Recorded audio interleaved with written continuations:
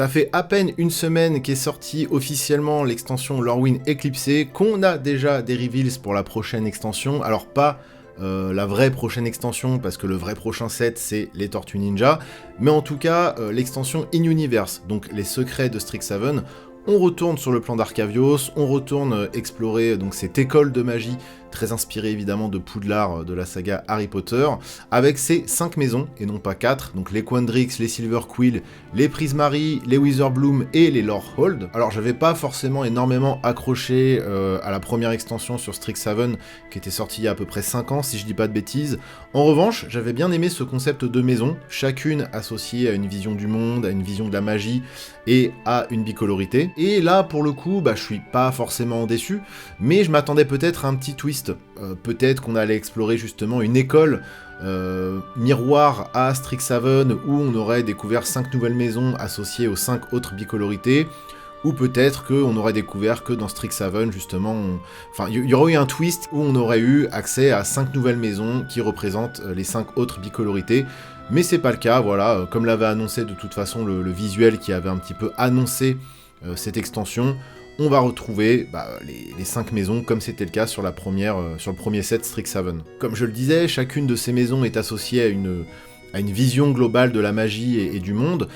On a les Quandrix qui, eux, sont associés aux mathématiques et aux fractales, donc c'est très cool parce que sur les visuels, on voit justement ces fractales se déployer. Ils ont une vision de la magie qui est assez érudite et qui est liée au fait aux connaissances scientifiques, aux connaissances mathématiques. Après, on a les Silverquill qui, eux, sont très attachés à l'éloquence et au fait de se battre avec les mots. Ils se battent aussi à coups de jets d'encre, ce qui correspond en fait, ce qui est un peu la métaphore justement de leur façon de concevoir le combat, et ça je trouve ça absolument trop bien. Après on a les Prismari, qui eux clairement sont ceux qui ont pris l'option théâtre à Strixhaven, hein. Ils sont dans l'explosivité, dans les sorts très visuels, très dans la représentation en fait, forcément vu qu'ils sont associés à la couleur Izet, c'est un peu ce que font les decks en fait finalement Spellslinger, hein. Donc ça fonctionne bien pour eux. J'aime beaucoup aussi les Lorehold qui eux sont dans un délire archéologique, où en fait leur magie est souvent liée à de vieux artefacts. En tout cas ils ont un rapport fort avec tous les objets ancestraux en fait. Et eux sont associés donc à la bicolorité Boros, hein, blanc-rouge. Et pour finir, on a les Witherbloom qui eux clairement sont dans le délire Golgari. C'est ceux qui kiffaient disséquer des animaux en cours d'SVT. Voilà, leur magie est très liée à la vie, à la mort.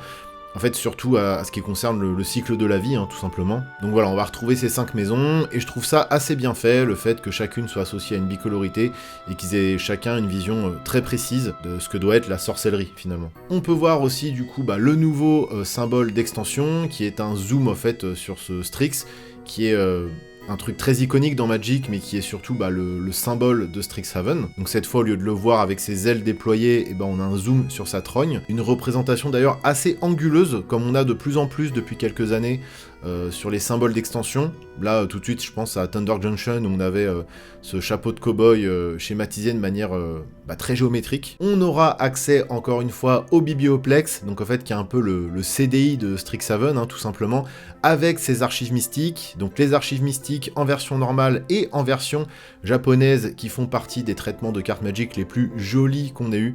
Vraiment, c'est magnifique, je vous en affiche quelques-unes de l'extension d'avant, et là, on en a eu une qui a été révélée, donc c'est un reprint de Faire le plein, qui est clairement l'une des meilleures Unco et l'une des Unco les plus jouées de Etherdrift, sorti en début d'année dernière. Donc là, pour le coup, 2 reprints, hein. Déjà, on peut voir avec des visuels absolument bluffants. Donc généralement, dans les archives mystiques, ils reprintent plutôt des staples, et la plupart du temps, donc, des sorceries et des instants. C'est des cartes qui tombaient en plus assez facilement dans les boosters, donc là, pareil, j'espère qu'on y aura accès assez facilement. Et d'ailleurs, les premières archives mystiques, souvent en foil, elles ont toutes coté un peu, et notamment les gros staples qui, eux, vraiment ont pris dans la tronche, quoi. Donc à mon avis, il va falloir, si vraiment vous êtes fan de ces visuels-là, de ces traitements-là, il va falloir essayer de vous les procurer assez vite, je pense. On a aussi quelques nouvelles cartes qui ont été révélées. On a notamment le chef des Lorehold, hein, Lorehold l'historien. Donc on avait eu en fait les 5 dragons, chacun représentant d'une des maisons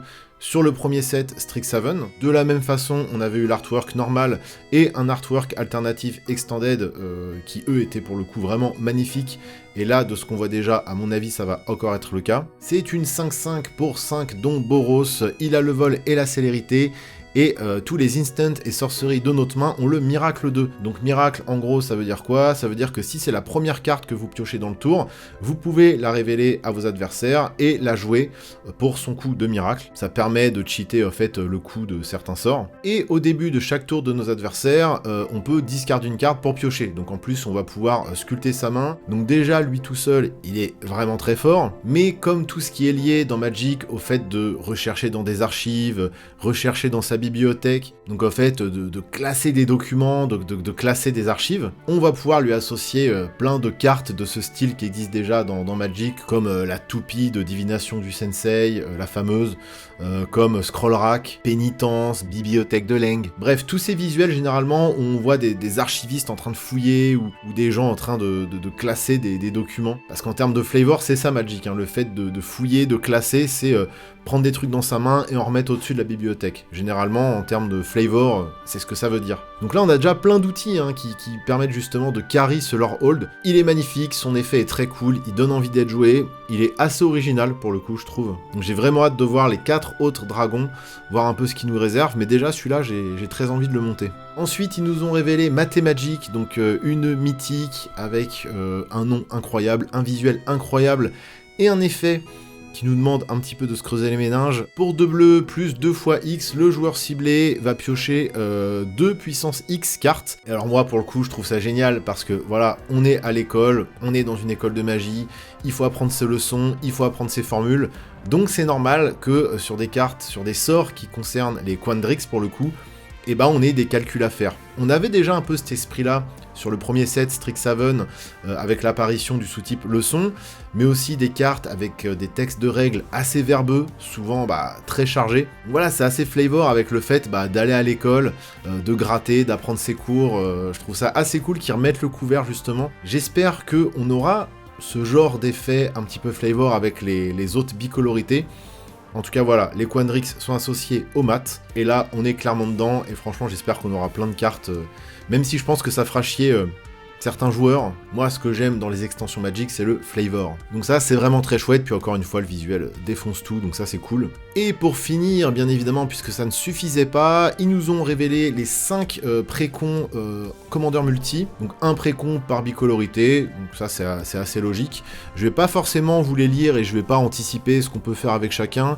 Ce que je vois d'avance, c'est qu'ils ont l'air très forts, mais comme c'est le cas aujourd'hui de quasiment tous les précons multi, sur la même carte, on a l'enabler, le payoff, et ça fait des trucs en plus. Alors là, au moins c'est cool parce qu'ils font pas tous piocher. Je vois là, la Ruta elle fait pas piocher, et la Zimon ne fait pas piocher non plus. Alors ça reste du Simic, hein, donc de toute façon à mon avis le deck sera full value. Mais en tout cas, il n'y a pas marqué sur Zimon, faites à balle de carte advantage, voilà. Mais à mon avis, de toute façon, la liste du deck le permettra. Ils ont l'air tous plutôt forts. Je suis quand même très attiré par le Killian, qui a une mécanique assez intéressante autour du goad et des enchantements.